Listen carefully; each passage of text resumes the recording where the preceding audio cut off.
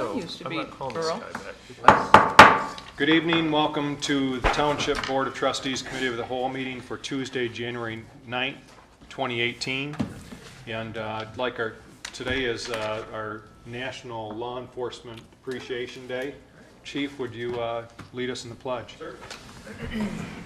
I pledge allegiance to the flag of the United States of America and to the republic for which it stands, one nation, under God, indivisible, with liberty and justice for all. And we certainly appreciate all that our law enforcement do for us here in the township. With that, I'll ask for an approval of the agenda for this evening's meeting. So moved. Support. Okay, any discussion? All those in favor say aye. Aye. Any opposed? We'll move to public comment, and we'll start here in the front of the room. Mr. Cook? Sure. Good evening. Good evening. My name is Kevin Cook. I reside at 5359 Territorial Road in Grand Blanc. I'm part of the Village Green Homeowners Association. We're attempting to pass a special assessment district to have our roads reconstructed. As many of you know, we've been here a few times. The costs are excessive, given that it's a complete reconstruction, to the tune of $21,000 per single-family house. I have understanding from talking to both Kathy and Scott that the township would potentially consider constructing public water mains as part of the reconstruction of the road, since it's a total reconstruction. So we started the petition late last spring, early summer, and we were marginally successful at a rate of, I think, about 35 or 40% of the residents. We've since worked with the road commission to get them to document the longevity or the life cycle of the road in order to have a longer assessment repayment. And we've also spoken with Mr. Laddie relative to some new legislation that would allow transferring the balance of the assessment to a new homeowner. So I intend to send a notice out to all of our residents where we stand, and then the two new caveats of the lengthened assessment return and then passing that on. But with this new information, I would like to hold off on that, although sooner the better. But I don't want to speak out of turn in this letter. So I'm looking for some feedback or some guidance, and Scott and I spoke this afternoon. I know there's no policy, and I understand that it may come before the board, maybe even this evening, I don't know, or in the next couple of meetings. So I'm just here to ask you to expedite that process, if indeed, and maybe provides just some guidance that I can include in a memo to our residents. So I know it may be an agenda item, and I'd appreciate it if we could expedite it, because as you can tell, I don't feel real great and would rather be home. So Okay. with that being said, I'll just sit and let you deliberate. I think, Mr. Limita, I think we discussed having it on our agenda for the fourth Tuesday for our board to look at our overall philosophy on when we put water into a subdivision, and kind of have that discussion on what, because obviously we aren't going to just do it on a one-time basis. We'll be looking at our policy and how we want to address this in the future. So Dennis and I had spoken, and Kathy and Earl and Mr. Laddie, about bringing it to the agenda on the fourth Tuesday of this month to discuss our philosophy. So, Mr. Kent? Is the thought, because they're going to be doing such a major construction on the road, the water still would be in the right-of-way, not under the road, right? Yeah. Mr. Limita, you I know we've done that in the past. Yeah, Except it's for the intersections. so what we've talked about, and this is done in a lot of municipalities across the state and across the nation for that matter, but when you come to road funding, and these guys are struggling with putting it together because the cost being $21,000 if it's over 10 years. Yes. And so one of the things we talked about it as we continue to grow in size as a municipality, the idea of somebody becoming as urban as we're becoming and not offering water to our neighborhoods. Yes. We know that it's not a matter of of if, it's a matter of when. Eventually, the water will be throughout the community. So this is more of an added incentive to expand our infrastructure at the same time that some construction's going on. A lot of municipalities and some of the research that we talked about in the executive officers meeting has to do with the idea that when they're already going to be doing construction, now's the time to do it, because you're going to be doing some laterals underneath the road. It eliminates any borings. You can do all that while they're doing it. It is a cost savings to the township for the enterprise funds, as well as a cost savings that can be passed on that time if the board so desired to the residents, to be able to say, well, if you pay your tap fees up front now, they're at this amount. Later on, they'll most likely be at a higher rate, or we'll discount them if you do it when we're doing the project, but you know, you hook up completely. There's a lot of ways that the board can look at to add some incentive, because, and still capture our capital fees back again, but there's a lot of moving parts. We'd like the board to at least start to look at it. We recommend putting on the agenda for the 4th Tuesday to broach the subject and talk about all the things that's involved, but it will take longer than a meeting to get through there, and obviously there's some concern about doing it relatively quick, so we thought if we got it up in the 4th Tuesday meeting, looked at it in February, March, it will take to determine how long the board needs to look at it, if it's going to be a philosophical change, and when and where we expand our infrastructure in the community. I think it's the right thing to do. It's, you know, construction after the fact's hard on new roads. So that's also a selling point, right? And I guess just the thing through you to Mr. Laddie about the pass on for the assessments, you know, I think that would be a good incentive as well for a lot of the subdivisions and homeowners to come forward with a special assessments. It would be much easier on them. Well, I think so, and in the early stages, we talked about this being an option for subdivisions that, first of all, of course, didn't have water available to them, and secondly, that are doing total reconstructs, because we don't want to be in the habit of having people come to us and say, hey, we'd like to have water, I'll put in at your expense. It's got to be tied in with a major improvement that the residents are undertaking, and Mr. Lehman is right, it's going to take a little bit of time to develop that economically as well, I think. Well, you know, and if the subdivision or the residents are willing to put that kind of major investment into their neighborhood, it behooves us to support that, and in this They're case. not so willing, trust me. Right. Well, So this would add another, what's the tap-in fee?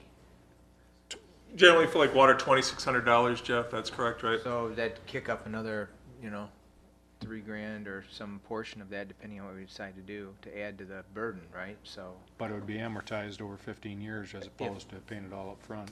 okay, if we can move it from apparently the current 10.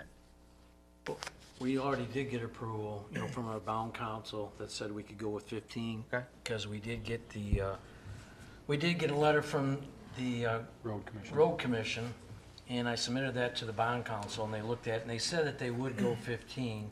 And so our council said that would be fine. And then, of course, I think Scott went back out and got another letter from the county so that it could go to the subdivision to say the same thing. So we know that we can go 15 if it's a full construction. And of course, the county would design it that way. That way we're at 15 years. I think it makes the homes more marketable in that area as well. Mr. Chairman? Yes. Well, just one point on that. If we decide to go ahead with this, and I know we've barely even begun to talk about it, but I don't think this would be a part of the tap-in fee and the methods for payment of the tap-in fee already exist in our ordinance that allow it to be amortized over time. The tap-in fees wouldn't be a part of the special assessment district, nor would necessarily the cost of the installation of the water. It would be a township project under one scenario. There could be a lot of different categories. So it wouldn't necessarily be tied in with our bond financing for the special assessment district. We might have to borrow the money for it, but it would be a different project Gotcha. altogether. Yes, Supervisor Bennett, I mean, that, you know, however it's done, it's still, ultimately, it's got to be borne by the residents. So the cost of that's going to get piled on, in addition to not just the tap-in fees, to the, you know, running it to the houses and the rest of it, so. Supervisor? Yes. One of the things, Al, different than the state requirement that when you put in sanitary sewer, you must connect, we were going to allow them the option of whether or not they wanted to connect when it went in, but at least pay those fees up front, and then when they were ready if their well went dry or they decided it was better for them to be on municipal water, that at that time they'd hire the plumber or the contractor to connect it to their home. But all the laterals and everything would be there for them to do that when they wanted to. Mr. Massey? Is the tap in from the road or from the street? It's from the property line. Usually it's a few feet beyond the curb. Yeah, it's not under the road, it's, Well, actually, some of them are on the road if they go to the opposite side, because you got a water line going down one side of the road. And to get to the opposite side of the subdivision, or the houses on the other side, they do have to go underneath, and that's why it's better to have it done before the road's yeah, constructed. so we'd put all that in before. So we'll have a full discussion on it, so maybe we can we'll probably have some information to send out beforehand for us to look at possible scenarios or fee structures and that sort of thing. So I would say that, if you're constructing a letter to your residents, we welcome them to attend our fourth Tuesday meeting where we're going to be discussing it, but I doubt that we'll have an answer that night. But at least we'll start the discussion at that point. Okay? All right, thanks. Yep, thanks for your work. Extend it for 60 days. And we're going to extend that, Mr. Cook? Yes. We're extending the petition, we're looking at tonight, extending the petition another 60 days, so. All of that. Okay, Yeah. We'll probably do that one more time. Okay. That's great. Thank you. okay. Mhm. Okay, continuing on with public comment. Anybody else would like to comment? Okay. We don't have a board presentation, but going to our agenda for the 11th, this Thursday. We have a number of items that will be on the consent agenda, and if there's any on there that anybody would like to discuss this evening.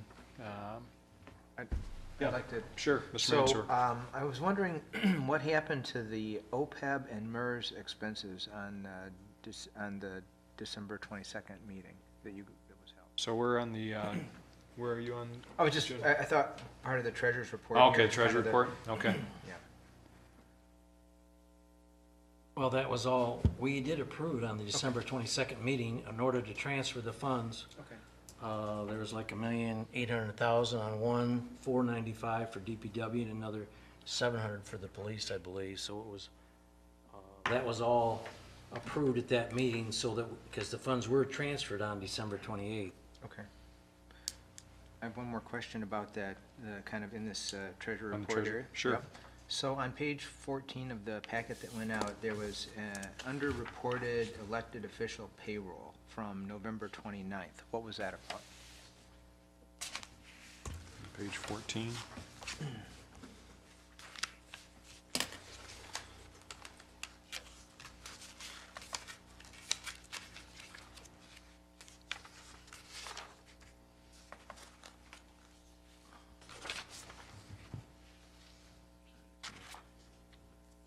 You have it right there? No, I don't have that with me. What does it say? There was a line item on the page that says underreported elected official payroll. Okay, what was the dollar amount on that? It must have been significant because it caught my eye. It was $3,561.62. from November 29th, right? Correct. Weren't those just payroll checks that was put on the agenda to be approved, right? Yeah, I'm not sure why it says underreported. It was the elected officials payroll that went through Just for the normal November payroll. 29th. But we'd always get our normal payroll. It's just a payroll. It's just not usually flagged as underreported. Ms. Lane? Today, when we were signing checks, and yesterday, they have some that are going out that have to make journal entries, as I would call it, for things that were signed that should be into 2017, and other things that are in 18. So it might simply be a Catching up journal from the entry previous that month has, or something. Well, at there the were- end of the month. There were some items that said actually 2000. Well, this was from 18. November 29th, so I Right. mean, it was. it might So have that, been a we would have December had one catch-up. more How payroll about we at do the end this? of Why December. don't we find out, and then we can report Mr. Mansur on Thursday, and then we won't be guessing. Yeah. Thank you. I think part of it was we wanted to prove it so that it could be sent out before the next meeting. Yep. So anything else on the finance report, treasury report? Okay, the next item on the consent agenda will be the board will consider a motion to approve the census analytics enhanced hosting invoice, which this is an annual hosting fee for our FlexNet meter reading system, which reads the meters automatically. I don't know if anybody has any question on that, but What does, Mr. Chair, yes, the amount is, it covers which period? The entire 11,000. 2018? It's an annual. I see Oh, Mr. Sandy. Sears saying yes, that's annual fee. Oh, okay. What is this? Is this some kind of fee where you do an inspection of the system, or you It's for our electronic meter reading system, yes? because it's hosted off-site by the census and their servers, all the information. The program is hosted off-site. It's paying for the hosting fees where they store the program, they do all the maintenance. Oh, okay. I thought that was stored in-house. I didn't know. No, not anymore. Oh, okay. Okay, next item, the board will consider supervisor's recommendation, reappointment of Mark Palazzola and Ron Eaton to our zoning board of appeals, serve a 3-year term, January 1st, 18 of December 31 of 2021. So that's It would be reappointments. 2020. Well, let me double check that. Oh, it'd be 21. 3 years would be 21. All of 18, all of 19, all of Well, Yeah. it, Yeah. 18, 19, till the end of 20. It's a 3-year Oh, yeah. period, Right. so it's 2020.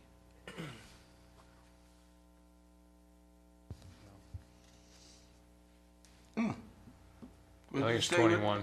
What'd you say with that No, math? December What 31st, did you all of say? 19, 20. all of 20. 18, 19, and 20. You said with The that period math. is to December 31st of 2020. All right. D, the board will consider the supervisor's recommendation to reappoint Craig Withers to McFarland Library Board. Okay, that one you got 2020, so. Yeah, years. 3-year. Okay. Item E, the board will consider a motion to extend the due date for the proposed Village Green to 60 days. I'm going to help them get a few more signatures for the Special Assessment District. Board will consider a 2017 Planning Commission annual report, and Mark will be here on, Mark Lloyd, our new planner, will be here on Thursday if we want to engage him in some discussion, and I'm sure he'll talk a bit about that. So I think that'll be the extent of our consent agenda.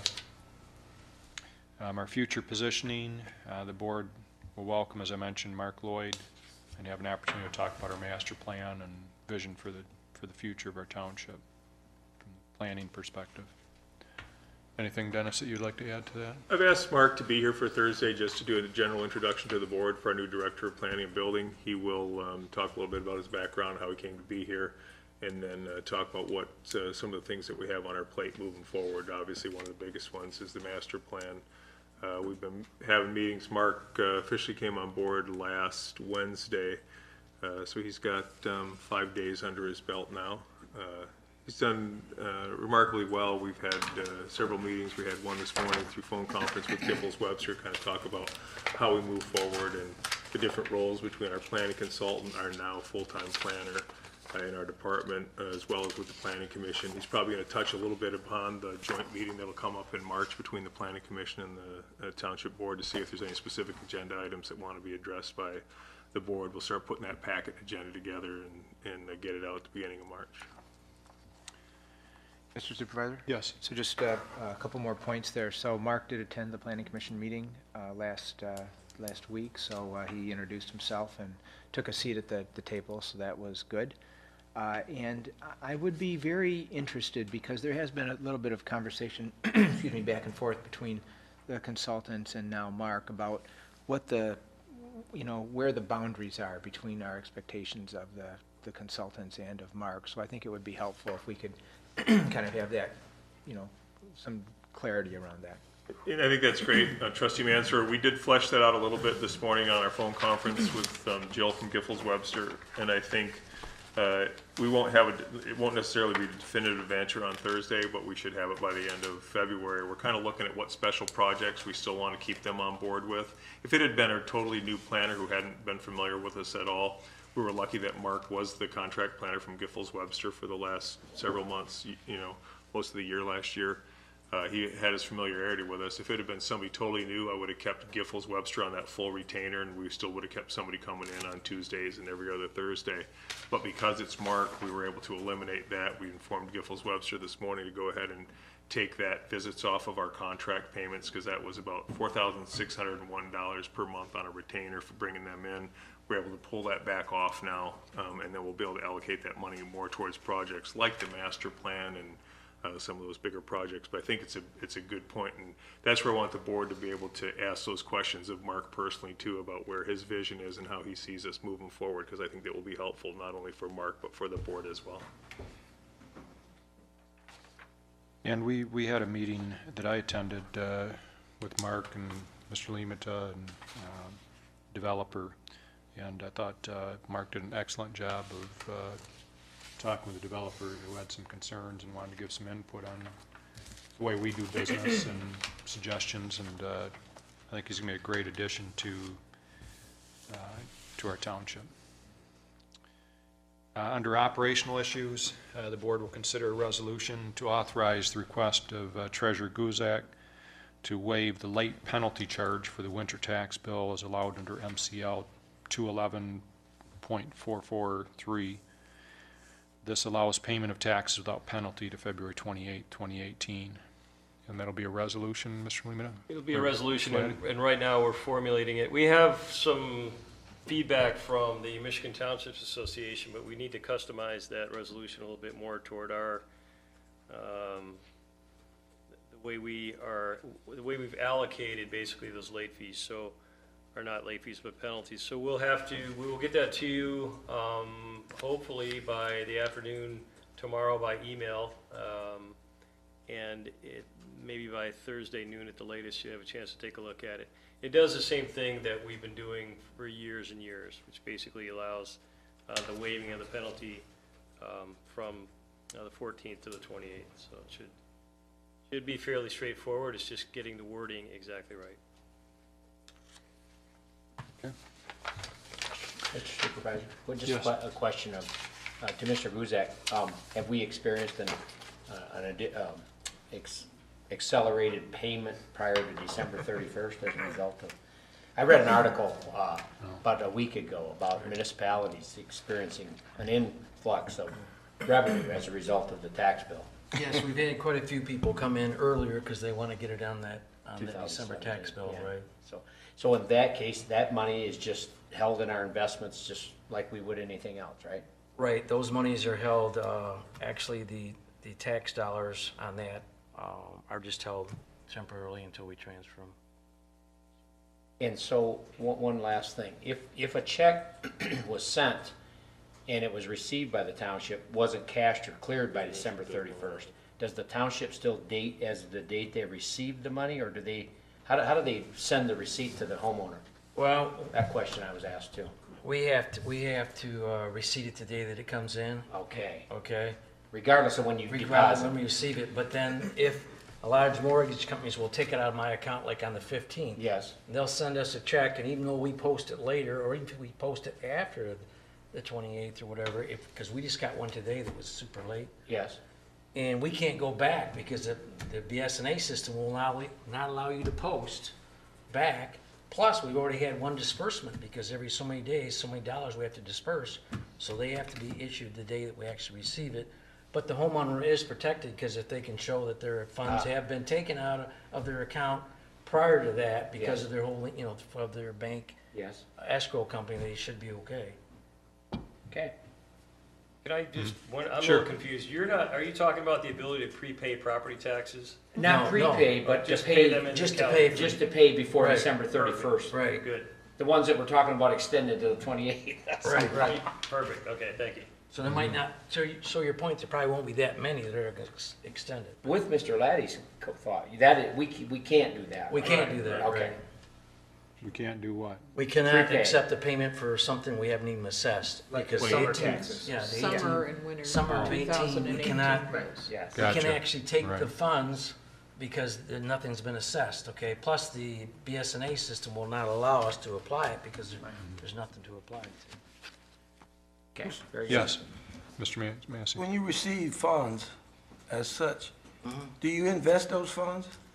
The tax dollar funds aren't invested, they are in a small account, but they're not invested like the other ones because if you do that, then you have to go back and there's a long process to try to distribute those extra interest that you're accruing on. Has to be distributed to. Oh, yes, Yeah. yes. Has to be distributed to who?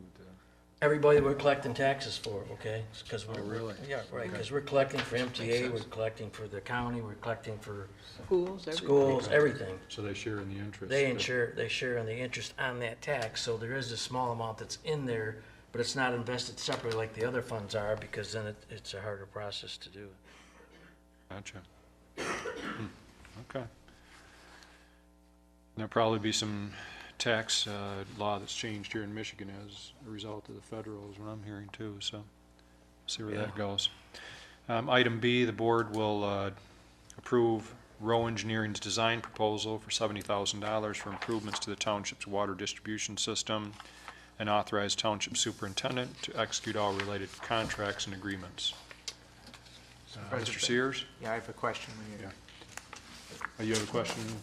on this when Okay. Mr. All right. Sears is finished. Okay. Good evening. Good evening. Before you tonight, you have a proposal from Rowe Engineering, Rowe Professional Service, our township engineer consultant, to do the preliminary design and engineering work for 3 small, well, one not so small, 2 other very small water main looping projects. The point of these projects is to create redundancy in the system, ensure efficiency and reliability, and just to close some gaps and gain new customers also throughout the way. One of the larger projects, or the largest project on here on Saginaw Street, does facilitate a portion of Tech Village. This loop is needed to get the water there and get the capacity and the efficiency to where we need it. So we're looking to take care of this now before Tech Village gets up and going, and we need to start investing in that area.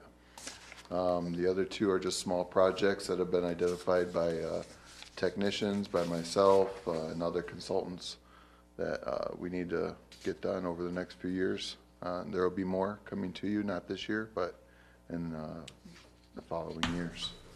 I can certainly answer any questions you might have. Okay, so a couple questions. Are the projects in the CIP budgeted at the levels shown in the 1.5 memo?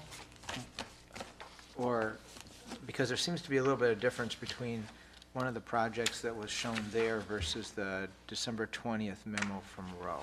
It was like a $125,000 difference in one of the. You're projects. comparing my memo to Yeah, Rose? yes, yes. And that could be my typo also. Okay. I would definitely go by Rose estimates on there, and I think I provided their memo to you in the documents there. Yeah. I would go by what they prepared for you. Okay, It could definitely be a typo on my part.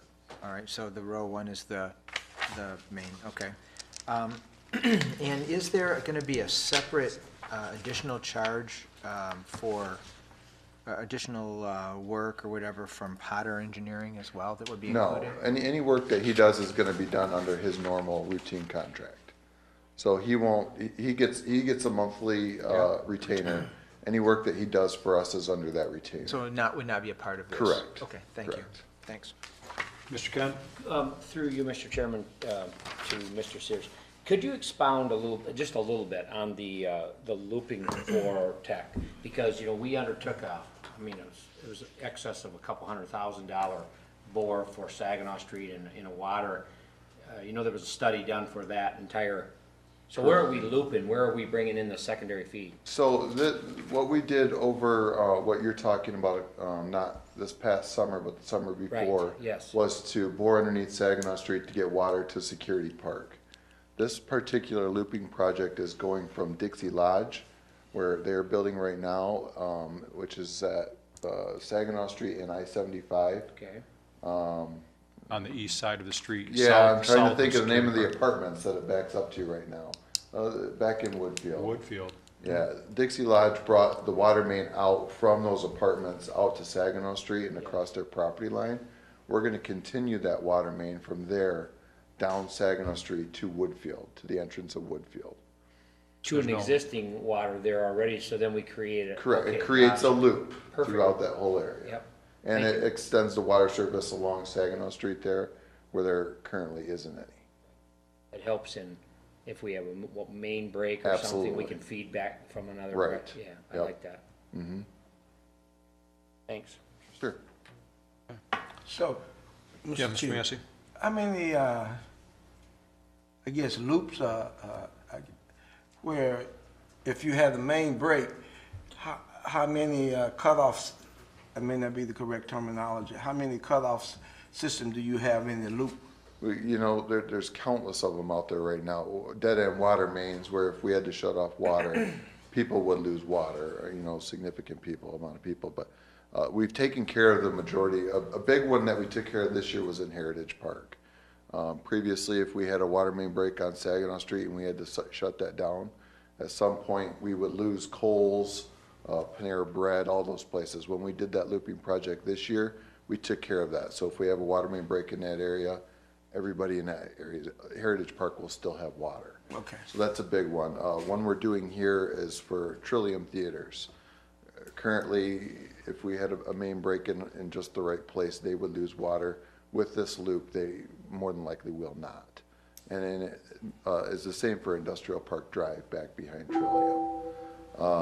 And then the other one that we have here on Saginaw Street down to Pepperwood, by Pepperwood condos to the city limits.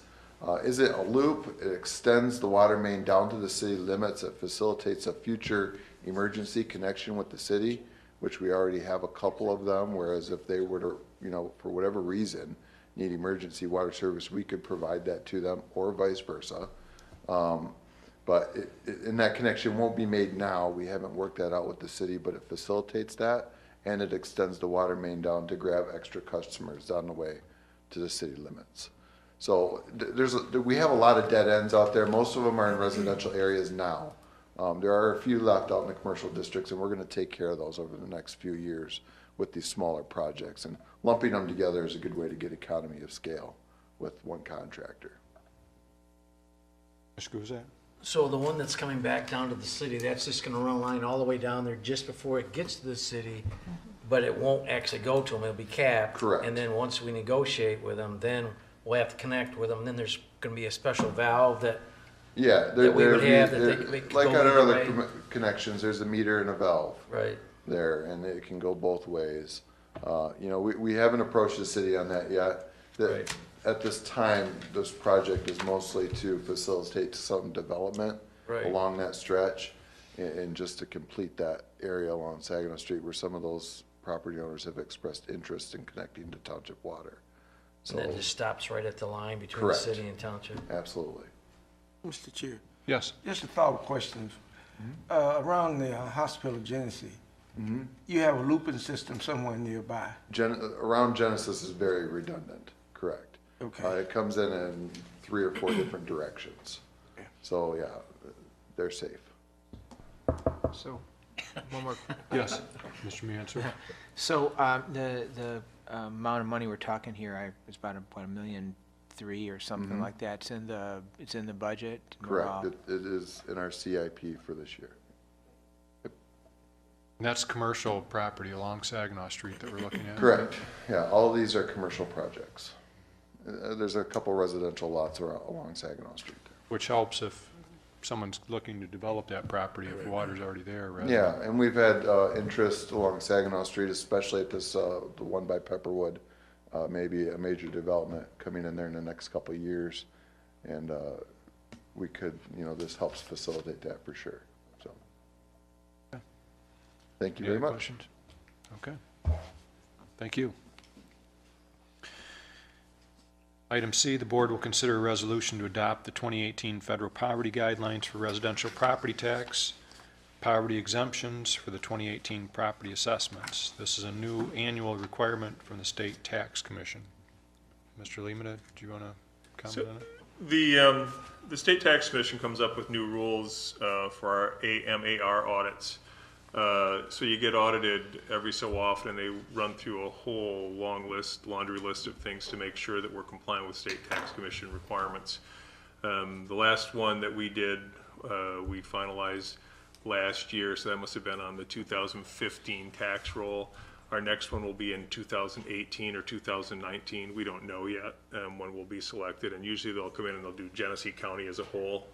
So what these resolutions are before you is because they change the rules annually, and in order to make sure that you keep up with your AMAR audit, you have to make sure that you're keeping up with the rules. These are both housekeeping items as far as we're concerned from a resolution standpoint. We're required to have them.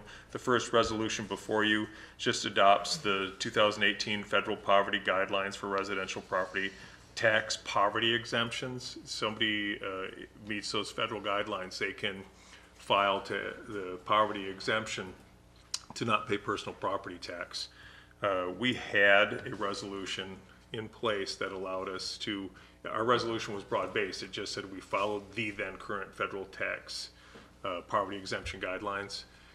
The new AMAR audit is going to require that we pass this annually, so this won't be the only time you see this. This will become an annual thing. You'll see it every January, and we'll pass it again to move it forward.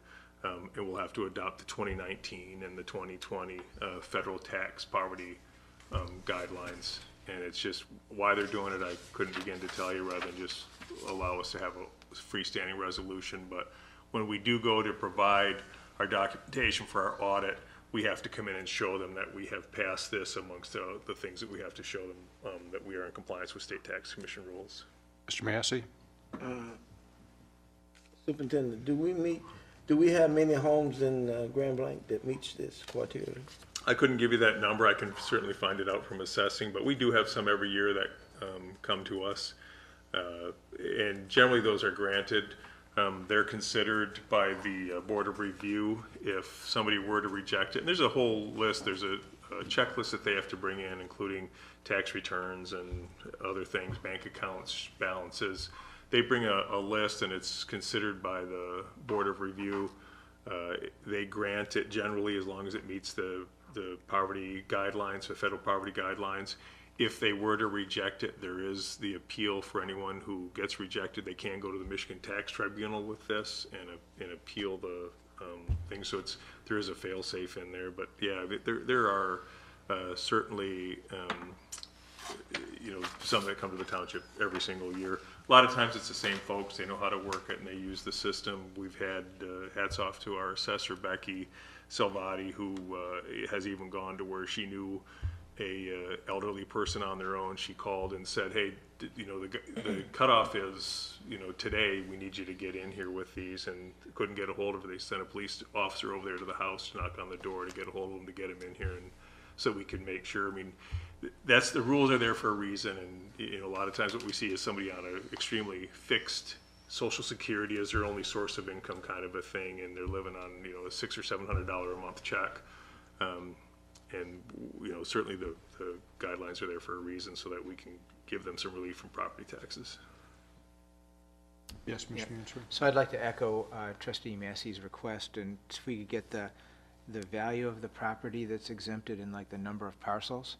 And do we also check, I appreciate what you say about wanting to make sure that the people that are eligible for that, but do we check to see if there's any kind of anomalies where a property would be located in a place that would not normally be considered a Poverty-stricken area. Yeah, poverty-stricken area. I don't think it's actually the area, it's the income, I believe. Yeah, right? well, Right. It's not I get your point, but please get mine. You're right. Well, I understand, but we have to follow what the State Tax Commission gives us, and those are the ones we follow. And I can get a copy of that for the board so they can see the checklist of what folks have to provide in order to qualify. Could be something out there. I like that question, trustee. I like that question.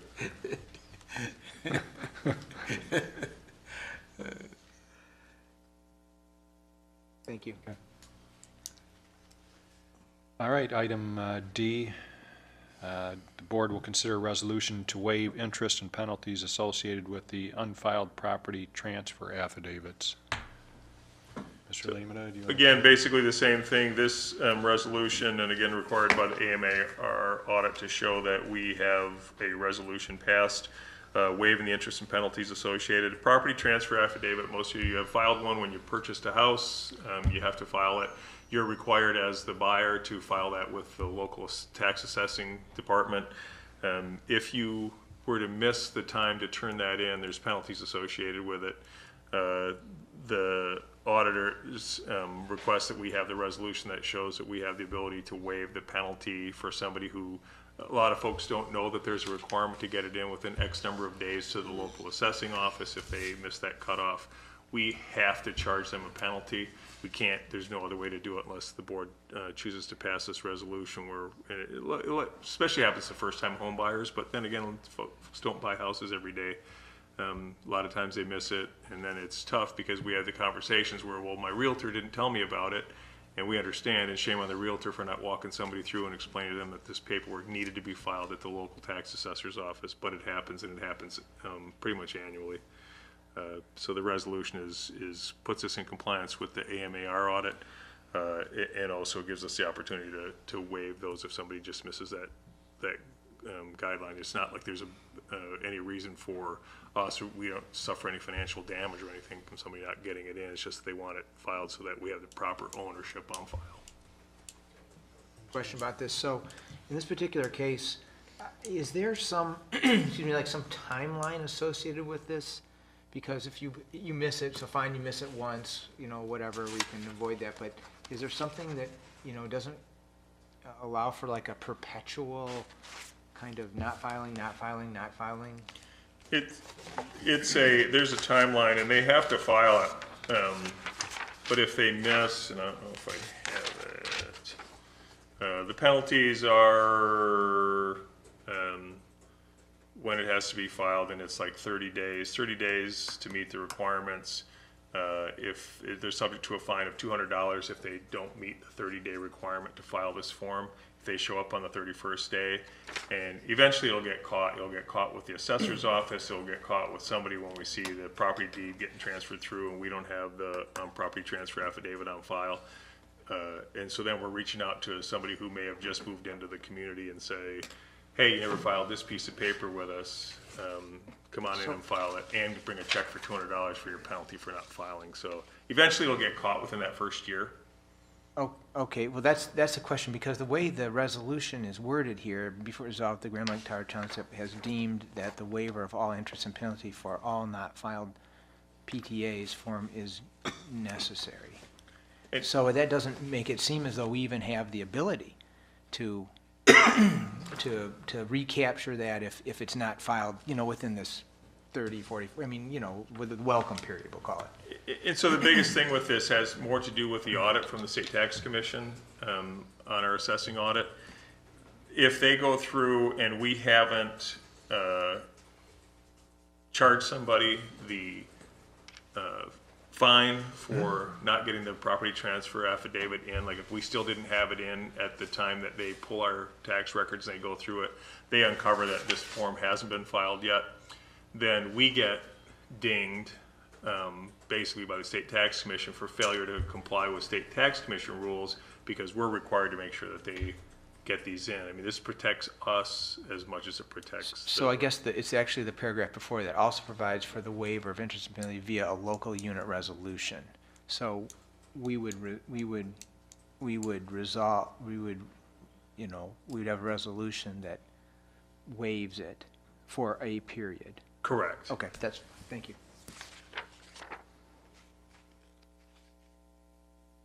Any other questions, Mr. Khan? One more, if you will, Mr. Limita.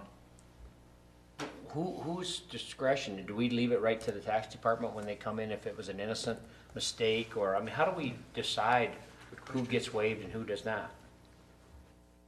You know, realistically, these get, I mean, usually when a realtor completes a sale of a home Yes. with somebody, Yeah. they're giving them a packet saying, this is going to your local assessing office. Make sure you step down to the township treasurer or township assessor's office and file this form. Usually it's filled out and highlighted. You got to bring this in and sign it. So it's not like it happens all the time, but when it does, it comes in right now. We charge the fee. We haven't had the ability to waive it. They pay. So when they get here and they find out that it hasn't been filed, we haven't had the ability. Nobody's determined it. It's just, it's $200 and we're really sorry.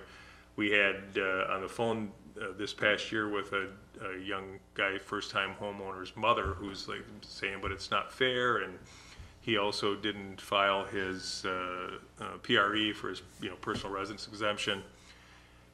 You're like, we understand, That's like a problem. but we can't do anything about it. The state tax commission doesn't allow us to fix it. Now, Yeah. next year, you can get your PRE back, make sure you file, and come out in and see us. And the $200 property transfer affidavit hasn't been filed, you gotta come in and give us the $200. And I think that's kind of where, that's the toughest part about it, is we get it, we understand it was unfortunate. But we didn't know they were selling the house. I mean, we didn't know they bought the house, we couldn't reach out to them. And so then what we're really trying to do with this is, number one, we had to have the resolution on file if we're gonna waive it. And then unless we don't wanna waive it, we don't do the resolution, then we have to just show the state tax commission that we don't have any method to waive these. And I think what Becky's point is, she would rather see that we did it than punish a new first-time home buyer or somebody who's brand new to our community when we say, well, come on in and bring us your check because unfortunately you missed it by a day or a month or whatever it is. We'd rather be able to have the ability to waive it no matter what the excuse was. I get it. Okay, thanks. Earl? Or Mr. Yeah, Lizette? and basically, it is the assessing department that is gonna verify it, because I think your original question was, who's gonna verify Yeah, this yeah, and that? right. It's assessing that's actually doing all that, okay? Okay. So we won't do it unless they bring it over. Okay. Okay. All right, I think that's going to be it. For that, going back to our agenda this evening. Got some written reports. I don't know, Chief, you have anything you want to comment on this evening? Or? I guess I will only say, since it is Law Enforcement Appreciation Day across the country, that, first of all, thank you for your guys' support. I know the guys from the police department greatly appreciate that. They are doing a tremendous job. We gathered some 2017 year-end numbers. You'll have a year-end report from us to look at here very soon.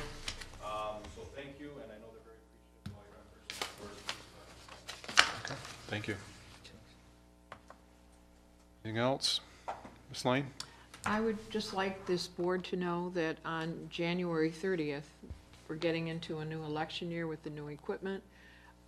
The deputy and I will be attending hardware training sessions January 23rd. And the county, with all the new equipment and the wireless reporting to speed up results to the public, is going to be having, through all the municipalities in Genesee County, a mock election.